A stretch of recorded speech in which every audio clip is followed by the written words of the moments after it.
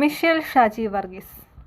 പള്ളിയിൽ പ്രാർത്ഥിക്കാൻ പോയ മിഷേലിനെ കാണാതാവുകയും പിന്നീട് കൊച്ചി കായലിൽ നിന്ന് മിഷേലിൻ്റെ മൃതദേഹം കണ്ടുകിട്ടുകയും ചെയ്ത സംഭവം.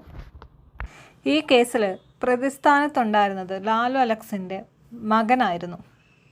പോലീസ് സ്റ്റേഷനിലേക്ക് വിളിച്ചു വരുത്തിയ ലാലു അലക്സിൻ്റെ മകനെ പിന്നീട് നിരപരാധിയായി മുദ്ര കുത്തുകയും അവന് പകരം ക്രോണിൻ എന്ന് പറയുന്ന ഒരു പയ്യനെ അറസ്റ്റ് ചെയ്യുകയും ചെയ്തു. ക്രോണിൻ മിഷേലിനെ മാനസികമായി ബുദ്ധിമുട്ടിച്ചിരുന്നെന്നും അതിൻ്റെ പിറകെ മിഷേൽ ആത്മഹത്യ ചെയ്തതാണെന്നും പോലീസ് വരുത്തി തീർത്തു. മിഷേൽ ആത്മഹത്യ ചെയ്തതാണെങ്കിൽ മിഷേലിൻ്റെ കയ്യിൽ കെട്ടിയിരുന്ന വാച്ചും വിരലിൽ അണിഞ്ഞിരുന്ന മോതിരവും എവിടെ പോയി? മിഷേലിൻ്റെ കയ്യിൽ ആരോ പിടിച്ച് അമർത്തിയതിൻ്റെ പാടുകളും കൈമുട്ടൽ 4 വിരൽപ്പാടുകളും ഉണ്ടായിരുന്നു. ഒരു കമ്മൽ ആരോ വലിച്ചു പറിച്ചെടുത്ത രീതിയിലായിരുന്നു. ആത്മഹത്യ ചെയ്ത ഒരു പെൺകുട്ടിയുടെ ശരീരത്തിൽ ഈ മുറിവുകൾ എങ്ങനെ വന്നു, അല്ലെങ്കിൽ ഈ പാടുകൾ എങ്ങനെ വന്നു?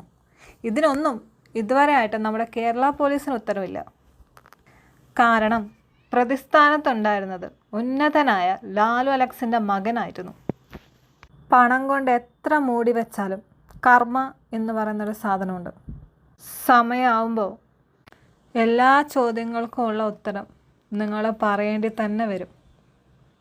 അതിനുവേണ്ടി കാത്തിരുന്നു. സമയമായിക്കൊണ്ടിരിക്കുന്നു.